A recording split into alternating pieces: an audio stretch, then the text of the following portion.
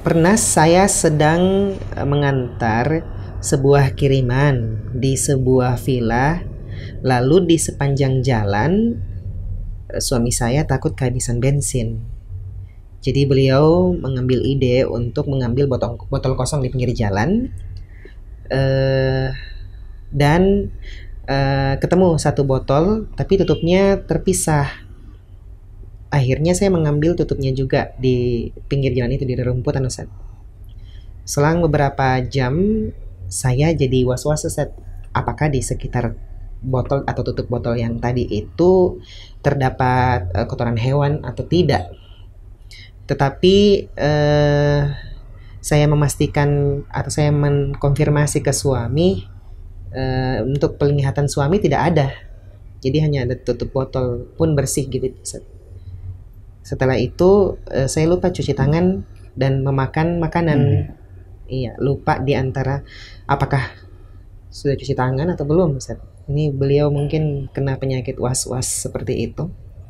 Pertanyaannya, Ustaz, apakah hal yang dia lakukan itu dijatuhi najis, tangan yang dia gunakan itu, Ustaz?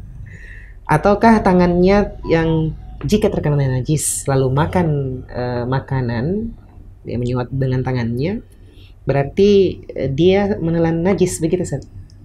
Iya, karena seperti yang beliau bilang, saya ada was-was dan lupa kalau cuci tangan atau belum. Itu bagaimana hukumnya, Ustaz? Ya, sebagaimana yang disebutkan oleh penanya dengan cerita yang panjang lebar ini, di sini ada keraguan ya, keraguan menyentuh suatu benda yang belum jelas apakah benda tersebut ada najis atau tidak. Dan ini sudah dikonfirmasi juga dengan pihak yang lain. Di sini konfirmasi dengan suaminya ya, bahwasanya apakah botol tersebut terkena najis atau tidak. Dan sudah di clear bahwasanya ini tidak ada najisnya. Dan secara umum ketika suatu benda yang jelas bahwasanya tidak ada najis yang kita pegang, kemudian tidak ada bekas najis tersebut, baik dari segi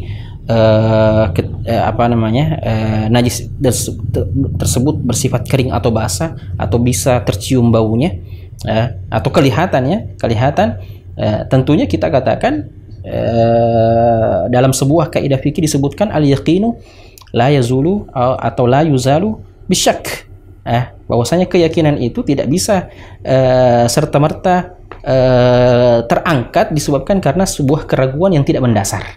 Nah, di sini ragu-ragunya bahwasanya benda yang dia pegang ini, yang dia pungut ini, ragu bahwasanya apakah dia najis atau tidak, ada najisnya atau tidak. Maka syariat memberikan suatu makhraj yang jelas bahwasanya keraguan-raguan itu tidak boleh menjadi penghalang dari keyakinan. Keyakinan apa yang diyakini di sini adalah keyakinan bahwasanya benda ini tidak terkena najis. Karena dari mana kita tahu? Apa dalilnya? Apa buktinya bahwasanya benda ini tidak ada najis? Buktinya adalah tidak ada asar, tidak ada bekas najis itu yang bisa kita ketahui dari panca indera kita. Nah, sehingga clear bahwasanya kita yakin bahwasanya benda tersebut yang kita sentuh tidak bernajis. Sehingga kesimpulan yang seperti ini kita katakan was-was yang seperti ini perlu dihindari. Keraguan-raguan yang seperti ini perlu dihindari. Nah, jadi ketika tidak jelas sesuatu, maka kita kembali pada hukum asal. Hukum asal itu adalah sesuatu yang diyakini jelas kebenarannya. Jadi nasihat kami tidak ada masalah yang seperti itu ya. Tidak ada masalah.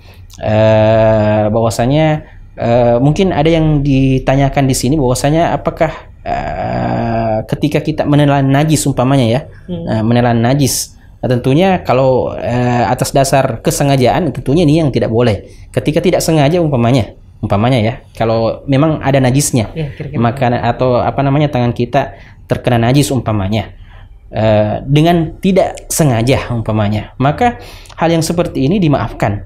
dimaafkan. Tentunya kalau kita orang yang normal penciumannya tentunya panca indera kita normal, ketika ada sesuatu yang najis tentu langsung kita deteksi, langsung kita deteksi bahwasanya ini ada najis, ya, ada kotoran, Ada yang bau, sehingga ya ada yang bau, sehingga kita langsung secara otomatis tentunya kita langsung menghindar dan tidak memakan makanan tersebut. Tapi dalam suatu keadaan bisa saja kita terluput, sehingga najis itu tertelan. Maka hal-hal yang seperti ini dimaafkan dalam syariat.